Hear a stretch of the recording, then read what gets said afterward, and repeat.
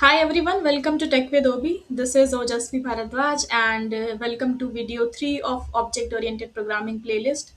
In the last two video we studied what is object oriented programming, what are classes and what are objects. Today we will focus about learning about constructors, why we use them and why we are going to learn this, like what is the use of making this whole particular video on especially on the constructor. So let's start. Let's say you have a class car जिसकी दो properties हैं, model of type string and speed of type integer. If see, you can see here I am making a class here and यहाँ से इसी car के class के basis पे I am creating an object out of it. ये मेरा car one is an object. If I ask you कि इस कार1 की स्पीड और मॉडल क्या होगा, I think intuitively you must be knowing क्या होगा, but let's try to see हमें इसका मॉडल क्या होगा. System dot out dot println, let's say car one dot model. अगर मैं इसको कंपाइल करूं और इसको रन करूं, यू मस्ट बी नोइंग कि कार1 का मॉडल इज नल. क्यों आ रहा है?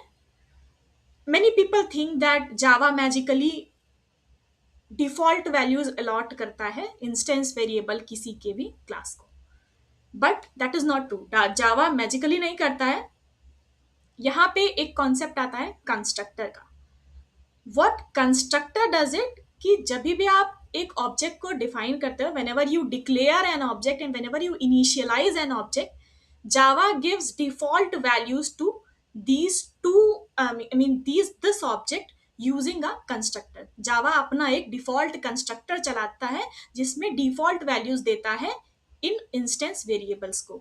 अब स्ट्रिंग की डिफॉल्ट वैल्यू है नल, इंटीजर की डिफॉल्ट वैल्यू होती है जीरो. तो जावा क्या करता है, ये वैल्यूज प्रोवाइड करता है आपके ऑब्जेक्ट को. ठीक है.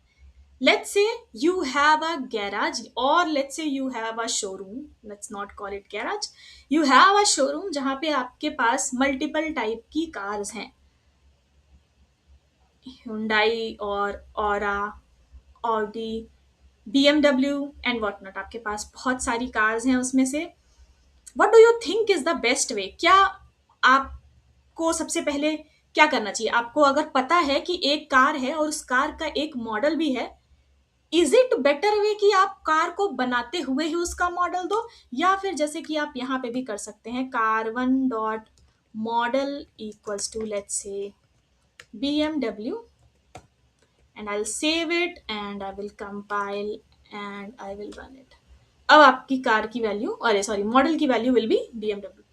Here what I am doing is, सबसे पहले मैं एक empty object बना लेती हूँ, सारी डिफॉल्ट वैल्यूज अलॉट हो जाएंगी. अब मुझे जो भी वैल्यू को चेंज करनी है, I am changing it from here, car one dot model, car one dot speed and what not. We can do it from here as well, but you are seeing कि यहाँ पे हम एक अननेसेसरी एक्स्ट्रा स्टेप कर रहे हैं कार को या फिर उस ऑब्जेक्ट को उसकी वैल्यू देने के लिए, right? Instead of giving values like this, what if कि मैं कार बनाते वक्त ही उसको वैल्यू दे दूं.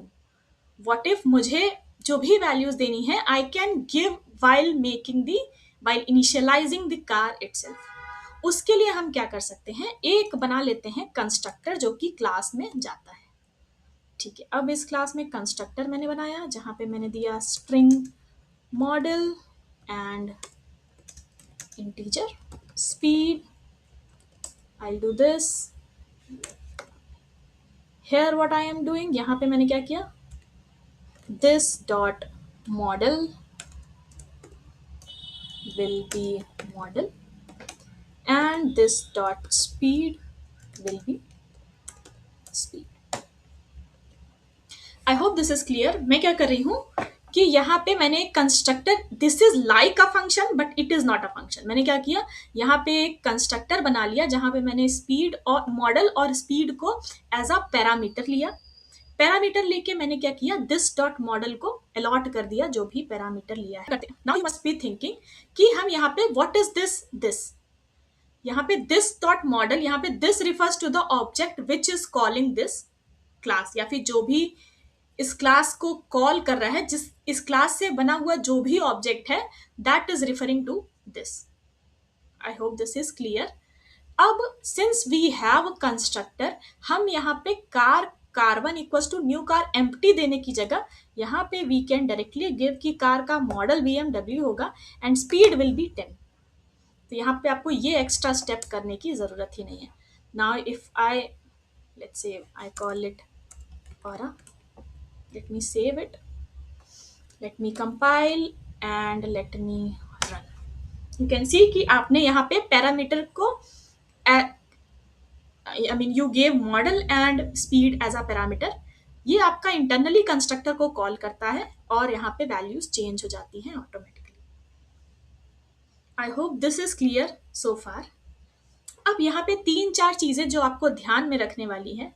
पहला ये कि अगर आपने जब ये कंस्ट्रक्टर आप नहीं बनाए थे तो आपको पता था कि default constructor was getting called, right, जिसमें आपकी वैल्यूज स्पीड और मॉडल को डिफॉल्ट वैल्यूज मिल जा रही थी, right. Now since you have this constructor, अगर आप इस कार में ये पैरामीटर नहीं डालोगे, इन दैट केस आपको कंपाइलेशन टाइम पे ही एरर आ जाएगा. Let's see. You can see constructor car can not be applied to given type. क्यों? क्योंकि जब तक आपने कोई भी कंस्ट्रक्टर नहीं दिया था तब तक आपका डिफॉल्ट कंस्ट्रक्टर कॉल हो रहा था. जैसे ही आपने कंस्ट्रक्टर दे दिया, इवन इफ आपने पैरामीटराइज्ड कंस्ट्रक्टर दिया, उस केस के बाद डिफॉल्ट कंस्ट्रक्टर कॉल होना बंद हो जाएगा. उसके बाद आपको एरर थ्रो होने लगेगा अगर आपने पैरामीटर मिस किया है उस केस में.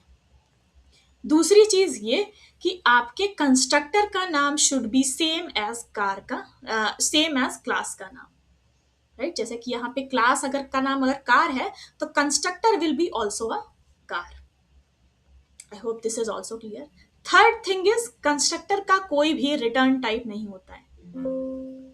Constructor is just, as I told, constructor का कोई भी रिटर्न टाइप नहीं होता है. This is just for initializing your object उसकी वैल्यूज के साथ. आप यहाँ पे एक प्रिंट करके भी दे सकते हैं, और लेट्स फर्स्ट दिस, आप यहाँ पे प्रिंट भी कर सकते हैं कि car created. let me do this. Let's compile and let's run. You can see car created and Aura.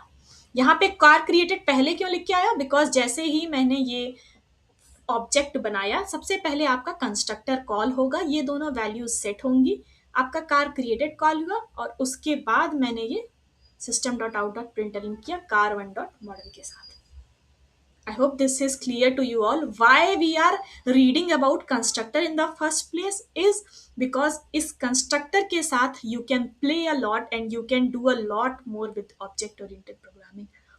आप आगे पढ़ोगे constructor overloading, constructor overriding, polymorphism and many more things. That's why this topic was very important for you guys to learn. If you have any doubt, please drop in the comment section and I will reply to your comments. And yeah, all the very best for your preparation. If you liked my video or found it helpful, please do like and comment as well, and don't forget to subscribe. And all the very best for your preparation.